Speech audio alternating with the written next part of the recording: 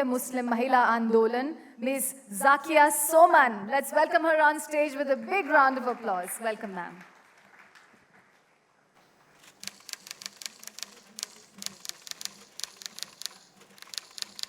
Yes, I got it. Hi, everyone. I'm also supposed to walk and talk, so I'll try my best. Not easy in a sari, but nevertheless, I'll try. We all know that we live in a patriarchal world, and the male domination has reduced women to be some kind of second-class beings, some kind of inferior beings, some kind of unequal beings.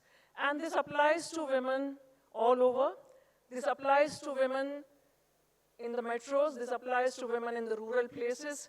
This applies to women not just in India and South Asia, but it also applies to women in the developing economies.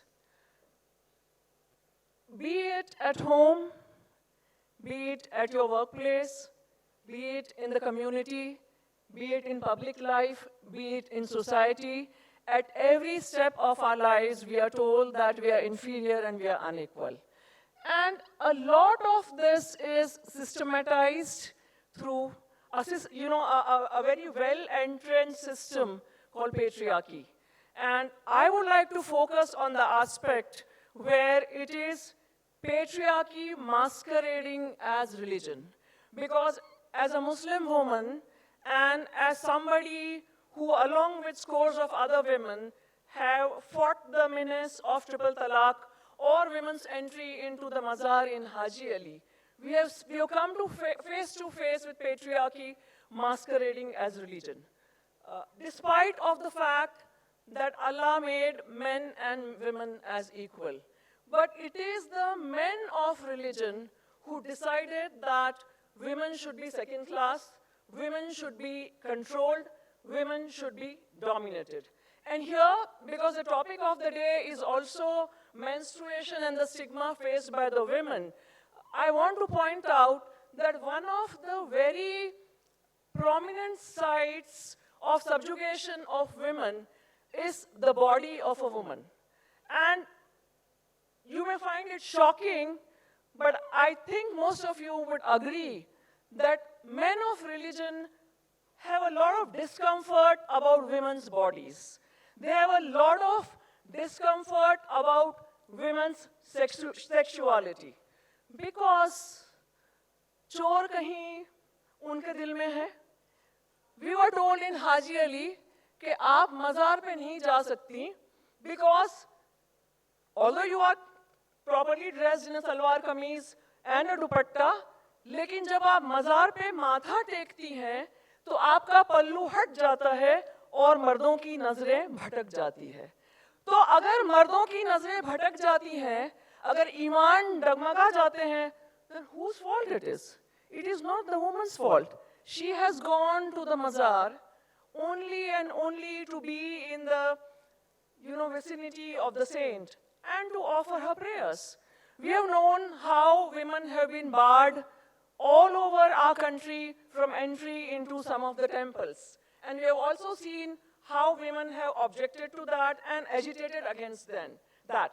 So what I'm trying to say is whether you are a Hindu woman or a Muslim woman or a Christian woman or a Sikh woman, this kind of subjugation and domination owing to your bodily functions is, passé.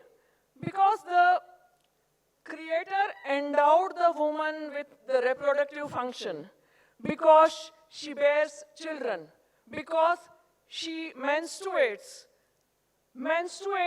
That makes her impure.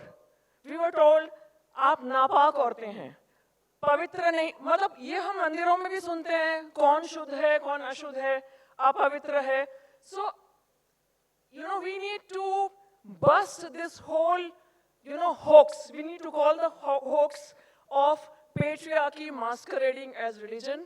And I'm glad not everything is so dark. Of late, in the last decade or so, India is changing, and Indian women are leading the change. And here I want to make a special reference to the movement of the ordinary Muslim women who have fought against a gross injustice such as triple talaq, have gone to the Supreme Court, have approached the parliament, have spoken out boldly. They are saying that the Quran gives us equality, the Constitution of India gives us equality, then how come we are subjected to this kind of discrimination and injustice?